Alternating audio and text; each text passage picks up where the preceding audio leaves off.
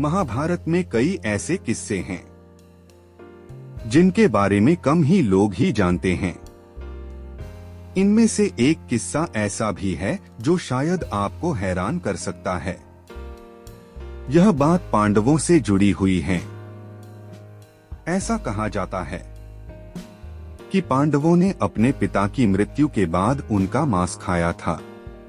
पांडु के 5 पुत्र थे, युधिष्ठिर, भीम, अर्जुन, नकुल और सहदेव। इनमें से युधिष्ठिर, भीम, अर्जुन की माता कुंती और नकुल, सहदेव की माता माद्री थी। मान्यताओं के अनुसार पांडु को एक ऋषि द्वारा श्राप मिला था कि अगर वह किसी भी स्त्री से शारीरिक संबंध बनाएगा तो उसकी मृत्यु हो जाएगी।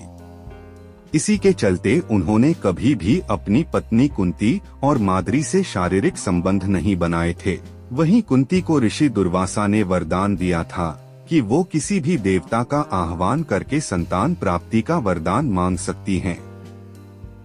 ऐसा करने पर उन्हें संतान की प्राप्ति हुई। इसी प्रकार माद्री ने भी देवताओं का आह्वान किया और उन्हें भी संतान की प्राप्ति हुई। इधर पांडु एक दिन खुद पर नियंत्रण नहीं रख सके और उन्होंने माद्री से शारीरिक संबंध बना लिए। ऐसे में ऋषि के शाप के चलते उनकी मृत्यु हो गई। मौत के बाद उनका 5 भाइयों ने थोड़ा सा मांस चख लिया और बाकी बसी बाड़ी का दाह संस्कार कर दिया गया। बल्कि 5 भाइयों ने मिलकर अपने मृत पिता के शरीर का मांस खा लिया।